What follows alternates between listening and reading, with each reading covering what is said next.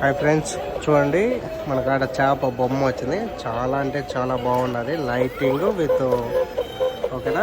మీకు ఎవరికైనా కావాలంటే చెప్పండి, డెలివరీ చేస్తాను. ఓకేనా. Okay friends, thank you. Full video వేస్తాను చూడండి. Okay friends, bye.